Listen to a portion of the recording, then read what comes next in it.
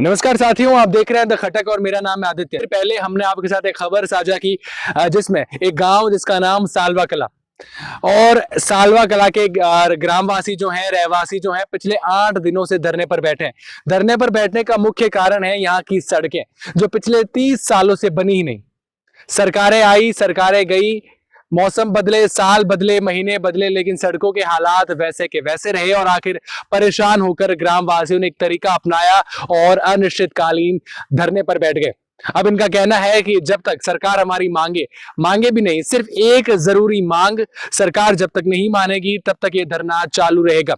और 15 अगस्त के दिन पूरी सरकार यानी राजस्थान सरकार के बड़े मंत्री, बड़े विधायक, मुख्यमंत्री खुद जोधपुर में है। इसके चलते एक बड़ा फैसला जो है शायद सालवा कला के जो रहवासी हैं वो ले सकते हैं। जब इन्होंने कहा कि सड़कें बनी ही नहीं है तो हमने धरातल पर देखा, ग्राउंड पर उतर कर देखा तो पता चला कि बात सच है। यहाँ मेरे पीछे आप देखेंगे तो बड़ा एरिया जो है वो पूरा यहाँ गड्ढा दिखाई देगा, खड्डे दिखाई देंगे और यहाँ तक कई किलोमीटर की सड़क जो है आगे रतखुड़िया गांव तक जाती है, भोपालगढ़ गांव तक जाती है। लगभग 84 गांवों को ये सड़क जोड़ती है, लेकिन फिर भी ध्यान देने वाला कोई नहीं है। बीजेपी के विधायक, कांग्रेस के विधायक, सब जो है यहां से होकर निकलते हैं। आइए इस संदर्भ में हम बात करते हैं आरएलपी के युवा नेता गौरव जी से। गौरव जी, मैं यही पूछना चाहूंगा, कितने सालों से सड़क के हालात ऐसे हैं और दिन ब दिन कितने बद से बदतर होते जा रहे हैं?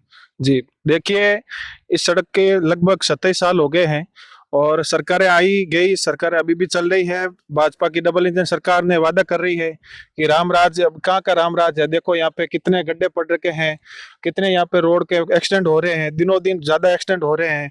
महिलाओं को यहाँ पे डिलीवरी केस के लिए जाना पड़ता है तो यहाँ पे बीच गाड़ी को रास्ते में रोका कर डिलीवरी करवानी पड़ती है। मैंने मेरे खुद आंखों से कल ही की एक घटना हुई थी।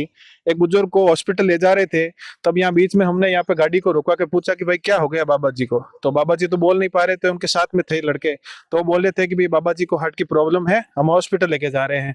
तो हॉस्पिटल ले जाने में इतना टाइम लगा आदित्य जी कि आपको क्या बताया कि एक घंटे की रोड के अंदर 2 घंटे लगे थे। अब आप बताए कि इसमें मतलब 1 घंटे का टाइम में दो घंटे लगते हैं, तो हार्ट का पेशेंट का क्या होता है। अच्छा गौरव जी, इतने सालों से ये सड़क खराब है, जगह जगह गड्ढे हैं, तो बारिशों में हालात कैसे हो जाते होंगे? बहुत ही बुरे हालात होते हैं। एक 10 दिन पहले एक स्कूल की बस खाई में गिरने से रुकी थी और अभी 3 दिन पहले एक यहाँ पे विकलांग व्यक्ति थे जो यहाँ बाइक से गुजरे थे, इसी गड्ढे के अंदर वो उनकी बाइक गिर गई थी, स्लिप हो गई थी, पैर में चोट भी आई थी। हम यहाँ पे एक नजदीकी उप स्वास्थ्य केंद्र में लेके गए थे, उनका इलाज भी करवाया था।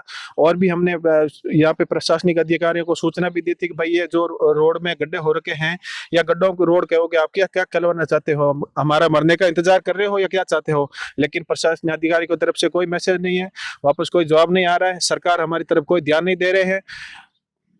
अच्छा गौरव जी, हम तो जैसे तैसे चलिए यहाँ से निकल लेते हैं, हम तो युवा भी हैं और बुजुर्गों को ज्यादा परेशानी होती होगी, लेकिन सबसे ज्यादा परेशानी की अगर बात करें तो गर्भवती महिलाओं को कई ज्यादा परेशानी इन खड्डों की वजह से, गड्ढों की वजह से, गड्ढों में भरे पानी की वजह से होती होगी। जी बिल्कुल, बहुत ज्यादा परेशानी होती है। ज्यादा अब तो क्या बताएं, यहाँ से 27 किलोमीटर दूर बनार पड़ता है, लेकिन डिलीवरी केस होता है तो इस रोड की टूटी हालत के कारण यहाँ पे 2-2 घंटे लग जाते हैं, 2.5 घंटे तक लग जाते हैं। क्योंकि डिलीवरी केस के दौरान महिलाओं को दर्द होता है और दर्द के दौरान गाड़ी फास्ट नहीं चलाई जा सकती है, और जब फास्ट चले तो यहाँ पे गाड़ी को रोक के डिलीवरी भी करवानी पड़ती है। 2 महीने पहले मैंने देखा, मेरी आंखों से यहाँ पे डिलीवरी करवाना पड़ा था और बच्चे और माँ को दोनों की जान पर बनाई थी। अच्छा गौरव जी, आपने ये किस उद्देश्य से, क्या संकल्प आपने लिया है कि जब तक ये सड़क सही नहीं हो जा रही तब तक आप धरने पर बैठेंगे? देखिए, हम सारी जनता, ये जो 60-70 गांव आते हैं यहाँ पे, जो 2 नेताओं की आपसी लड़ाई की वजह से हम सारी जनता पिस रहे हैं। अब उनको देखो, जो राजनीतिक लड़ाई है, एक नेता तो रतगुड़िया से भी आते हैं, लेकिन उनकी सरकार की डबल इंजन की सरकार होने के बावजूद उनकी एक मंडल सदस्य के बराबर भी नहीं चलती है। और यहाँ के सांसद है हमारे पीपी चौधरी, जो इस तरफ ध्यान भी नहीं देते हैं। उनको पूछते हैं तो वो बोलते हैं कि भाई मेरे को वोट थोड़ी दिए, आपने तो मोदी को वोट दिए, पीपी चौधरी को थोड़ी दिए। तो अब हमारी इतनी पहुंच नहीं है कि हम मोदी के पास जाए और पीपी चौधरी की शिकायत करें कि भाई आपके सांसद हैं जो हमारी जनता को ऐसे ऐसे जवाब देते हैं। अब इतने परेशान हो रखे हैं कि बुजुर्ग वगैरह सारे रोडों पर आ रहे हैं। 15 अगस्त को सीएम का जोधपुर दौरा है, ध्वजारोहण करने के लिए आएंगे। यहाँ पे बड़े बड़े मंत्री लोग, कैबिनेट, सरकार, पूरे के पूरे मंत्रालय आएंगे यहाँ पे। अब हमारे यहाँ 5-10 हजार जनताओं के साथ में जाएंगे, महिलाएं, बुजुर्ग, युवा सारे के सारे जाके वहां पे घेराव करेंगे, काले झंडे दिखाएंगे, उग्र आंदोलन का प्रदर्शन करेंगे। उससे भी नहीं होता है तो फिर रोड जाम करेंगे और आगे देखो क्या होता है, बैठ के बनाएंगे रणनीति हम। राष्ट्रीय लोकतांत्रिक पार्टी के जो राष्ट्रीय लोकतांत्रिक पार्टी से जो सांसद है हनुमान बेनीवाल, उनसे भी आपकी वार्ता हुई? क्या उन्होंने कहा है? क्या वो इस धरने पर आएंगे? क्या वो इस मामले में न्याय दिला पाएंगे? जी, बात हुई थी उनसे। 29 अगस्त को हमने धरना स्टार्ट किया था, तो उसी दिन यहाँ से प्रतिनिधि मंडल दिल्ली के लिए गए थे। दिल्ली में उनसे बातचीत करके फिर उन्होंने हमें आश्वस्त किया कि मैं दिया कुमारी, जो राजस्थान सरकार की सड़क निर्माण विभाग की मंत्रालय मंत्री है, उन पे फोन पे बात की थी और चीफ सेक्रेटरी से भी बात करके फिर हमारा प्रपोजल मंगवाया था। हम यही चाहते हैं कि हमारी दोहरीकरण सड़क करवाए।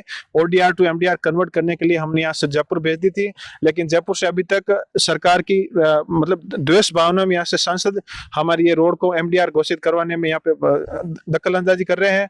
और न ही पीडब्ल्यूडी मंत्री जो ये अपने दिया कुमारी है, वो भी नहीं चाहती है कि ये सड़क पर लेके, क्योंकि दो नेताओं की आपसी लड़ाई की वजह से हम यहाँ पे पूरी जनता पिस रहे हैं। और दोनों नेताओं मतलब ऐसी हो रखी है कि बस ये कभी तो बताते हैं 22 किलोमीटर रोड बना देंगे, कभी बताते हैं दूसरे बजट के अंदर दूसरी रोड बनाते हैं। तो भाई हमें ये स्पष्ट बता दो कि हम यहाँ पे रोड बनाना चाहते हैं कि नहीं बनाना चाहते हैं, कि हमें क्लियर हो जाए। तो देखिए, एक सांसद, इस लोकसभा का सांसद जिनका नाम पीपी चौधरी, उनसे अगर जनता शिकायत के लिए जाती है तो वो सीधा कह देते हैं कि मोदी को वोट दिया है, मोदी से बात की जाए। अब सांसद के मुंह से ऐसे शब्द जनता अगर सुनती है तो सोचिए उनके ऊपर क्या बीतती होगी। यानी दो नेताओं, दो मंत्रियों की लड़ाई में ये सड़क जो है पिसती जा रही है। ग्रामवासी जो है वो लगातार परेशान होते जा रहे हैं। बिल्कुल बिल्कुल, बहुत परेशान होते जा रहे हैं। और अभी प्रदेश के मुख्यमंत्री है भजनलाल जो शर्मा, जो पर्ची से बने हुए मुख्यमंत्री, उनको अभी तक ये भी नहीं पता है कि गांव में जनता कितनी परेशान होती है। सिटी में जाने के लिए रोड को लेकर मतलब यहाँ पे बुजुर्ग लोग कई बार तो मतलब इतनी बताए कि आपको गाड़ियों के टायर पंचर हो जाते हैं। और दूसरी बात यह है कि मतलब बहुत ज्यादा एक्सीडेंट हो रखे हैं। 2 व्हीलर यहाँ से निकले क्या अभी पैदल चलने के लिए लायक नहीं है। आपको आगे बताएंगे, रोड की बहुत ही गड्ढे हो रखे हैं, 3-3 फीट 2.5 फीट तक पानी भर रखा है। यहाँ पे महिलाएं निकलती है तो अपने कपड़ों को ऊपर करने के लिए निकलती है, मारवाड़ क्षेत्र रह गया। हम संस्कारी लोग हैं तो फिर इसमें मतलब शर्म आती है देखने के लिए। और अभी एक जो बीजेपी गवर्नमेंट बोलती है कि हम महिलाओं की सुरक्षा के लिए ये करते हैं, तो सरकार सड़क की तरफ ना तो ध्यान देते हैं ना कोई बात।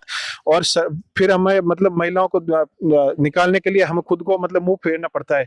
इतनी बद हालत सड़क लेके हम यहाँ पे क्या बताएं आपको आदित्य। गौरव जी, एक आखिरी सवाल पूछना चाहूंगा। दिन के उजाले में इतनी हालत खराब है तो रात के अंधेरे में यहाँ के हालात क्या होते होंगे? दुर्घटनाएं ज्यादा हो जाती होंगी?